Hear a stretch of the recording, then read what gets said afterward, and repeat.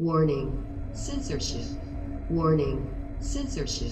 Originally, the Crown gave you more than a 50% discount, and you rightfully, I think, said no No. deal. No deal. I said no deal. That's not a deal at all. I'll take my chances in court because I think I can win it. Anyways, the next day or two, he called back and he said, "How would you feel about an $85 ticket?"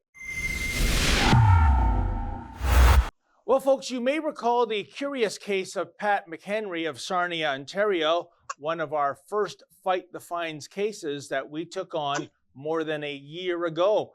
Mr. McHenry is a retired carpenter, and he was given an $880 ticket for allegedly breaking quarantine when he brought his dog, Molly, out into his apartment building's parking lot so that the pooch could have a bathroom break. McHenry even took the stairs as opposed to the elevator in order to avoid contact with other tenants. But get this, when McHenry went public with his story, the Sarnia police paid another visit to his apartment to deliver what appeared to be, at first, some good news, which is to say they tore up his $880 ticket. Hooray! But the good news was short-lived because Mr. McHenry was presented with a brand new ticket, this one for $1,255 for, again, allegedly violating the Quarantine Act. You see, the Sarnia cops were apparently perturbed that McHenry embarrassed them in our Rebel News report. How petty, how vindictive, how pathetic can you get? Well, Pat McHenry recently had his day in court, and he joins me now to tell me how things went. So, how are you doing today, Patrick?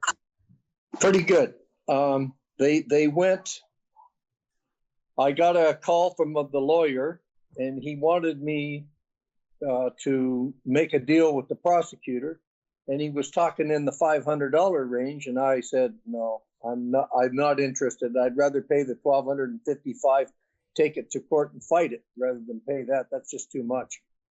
So okay, so they gave you originally the Crown gave you more than a 50% discount, and you rightfully, I think, said no deal. No deal. I said no deal. That's not a deal at all. I'll take my chances in court because I think I can win it. Anyways, the next day or two, he called back and he said, "How would you feel about an $85 ticket?" And I said, I said okay.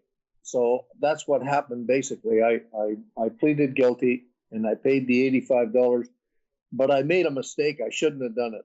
I'm really upset with myself that I did it, because if they were dropping it from 500 to 85, you know it's a scam, and I know I could have won it.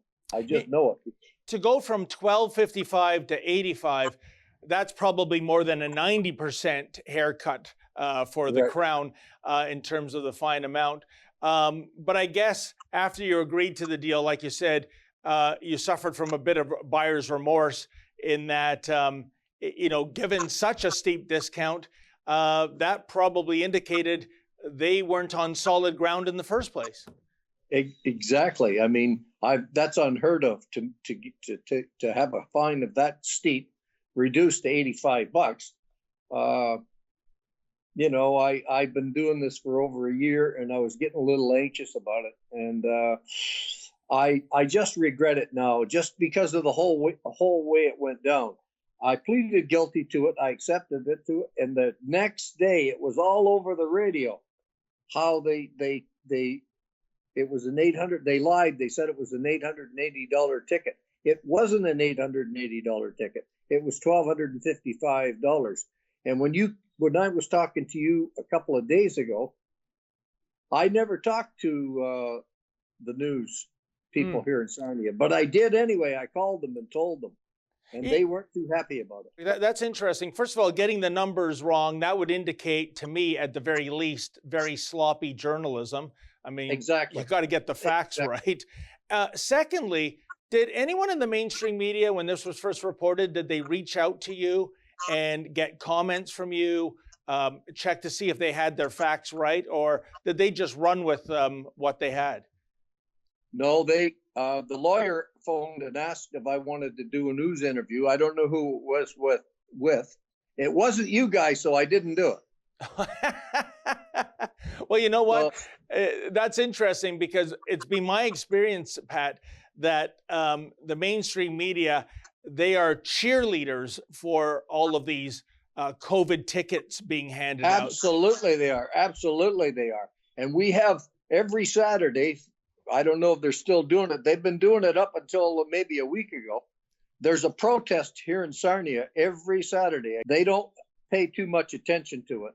First, they had CTV down there with their cameras, and they didn't fare too well. Yeah, you're right, because they are pro-lockdown. They are pro-big government. Exactly. And I think one of the reasons, Pat, is that the media, most of the mainstream media, is being bailed out by the federal government these days. You don't want to bite the hand that feeds. Yeah. The whole thing is absolutely ridiculous. We might have to sign you up again for our Fight the Fines program. Pat, let's just go back to the original crime, because to me, there was no crime. Yes. Your dog, Patrick, it had to have its bathroom break. I thought you were extremely courteous and acting in a safe way by taking the stairwell, and you didn't bump into anyone. And so I visited you at your apartment. You showed me exactly where you took the dog. It was a parking lot devoid of people. Right. And what was it? Some COVID Karen, as I like to call them, called the cops on you? I don't know who did it. It was somebody in this building, obviously. But anyways, I wasn't too concerned about that. But had I have gone to trial, they would have had to show their face. And I thought about that after. So that was probably a mistake on my part for not fighting it. Because I know, the judge said one important thing. When I pled guilty, he said, when did you she asked me when I got back. I said the 25th of March, which is true. And she says, well, Trudeau just made this quarantine thing the day before. She said to the prosecutor, he probably didn't even know about that. Well, that's true. I didn't. So that's why I say I could have won this thing. I think they just wanted the guilty plea. That was their main goal. Well, two things, Pat. One, there's plenty of blame to go around here, and a lot of it goes to those Sarnia police officers that visited you. Once they heard your side of the story, I think they should have used that which is known as officer's discretion and say, you know what, there's no crime here. You didn't even come in contact with anyone. No. This is a giant nothing burger, and we're not going to give you a ticket. That's what they should have done. They didn't. And by the way, Sarnia police, totally unprofessional media relations team. They will not return my calls, my emails, nothing for their side of the story. So there's that. And secondly, I think you're right, Pat. I think that, in the months to come, there's a horrible backlog in the courts right now. But I think most of these tickets are indeed going to be thrown out. It's my personal opinion. Right now, what the state is counting on is people being intimidated. Sometimes they get slapped with a fine. They're not lawbreakers. They're honest citizens. And out of fear, they pay it. I say, folks, fight these tickets because I think there's going to be a happy ending when it comes to the resolution process. And we'll just keep our eyes open for how that goes in the months and years to come. But in the meantime, at least $85, heck of a lot better than $1,255. And last word goes to you, my friend, in terms of how did you feel about getting ticketed in the first place? Well, I thought it was insanity. I thought it was just, I thought maybe I was living in Russia. I mean, I had my Trump hat on. That must have set them off. Okay. And I was proud to wear it because I love Trump. I just love Trump. I mean, look at the idiot that they got there now. Well, I mean, it's a joke. And all these idiots that were screaming about Trump, gasoline has gone up by over $1 a liter. That's just one thing. They lost 40,000 jobs with the Keystone Pipeline shutdown. Yeah. I mean, this lunatic that they got in office now, I'll tell you what, he couldn't get elected dog catcher when this is all done. He's finished. Listen, Pat, we got to wrap it here. Right. It was a pleasure meeting you those 2 times I came up to Sarnia. Good luck, and try to stay out of trouble, my friend. Okay, and if I'm in Toronto, I'll look for you. Okay. I got a lot of people looking for me right now, but I wouldn't mind crossing paths with you again. Thank you so much, Patrick. You're welcome. Thank you. If you want to help us here to, go to bat for people like Patrick and more than 2,000 others, please go to fightthefines.com. That's fightthefines.com. And if you're able to make a donation, we got to keep fighting for freedom. Thank you.